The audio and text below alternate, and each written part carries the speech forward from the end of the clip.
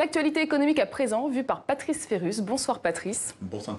Dans cette page éco, on parle de pauvreté ce soir. Oui, car un rapport de la Banque mondiale a été publié la semaine dernière à ce sujet avec cet intitulé « Compléter ensemble le puzzle de la pauvreté ». Le document parle de pauvreté et de prospérité partagée. L'objectif de l'institution est de ramener cette extrême pauvreté à moins de 3% de la population mondiale. L'étude pointe 2 zones géographiques et 5 pays, l'Inde, le Bangladesh, mais ce qui nous concerne, c'est le Nigeria, l'Éthiopie et la République démocratique du Congo. Et un chiffre à retenir, il y a aujourd'hui 407 millions de pauvres en Afrique. Et là, on parle effectivement de l'extrême pauvreté, c'est-à-dire de pays, de personnes qui vivent avec moins d'1,90 $ par jour. Mais depuis 1990, 1 milliard de personnes sont sorties de cette condition. Donc l'extrême pauvreté est en recul, sauf en Afrique, malheureusement, où on est passé d'un continent qui abritait un quart des pauvres de la planète à un continent qui abrite aujourd'hui un peu plus de la moitié.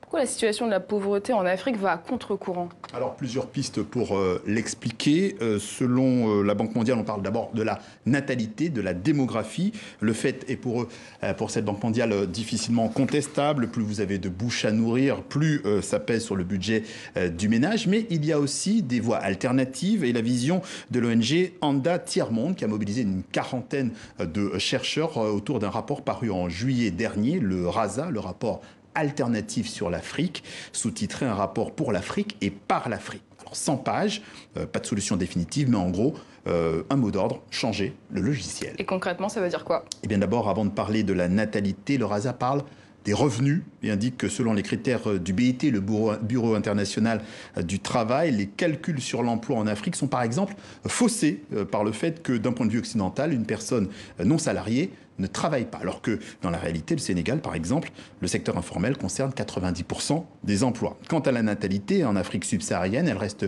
relativement constante, alors qu'elle diminue partout ailleurs. Mais on sait que la natalité, c'est positif. La Banque mondiale préconise de la réduire. Le rapport RASA n'est pas si tranché et propose d'étudier davantage les trajectoires de pays à forte démographie comme la Chine ou l'Inde.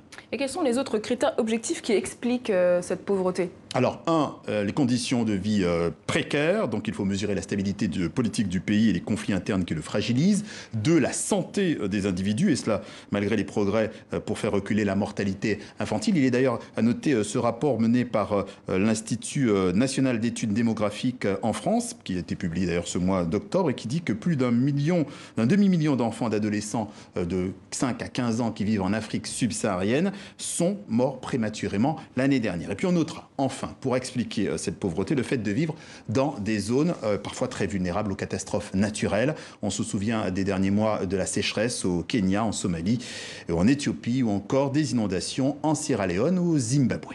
Merci beaucoup Patrice, à dans 15 jours. Merci Nfante.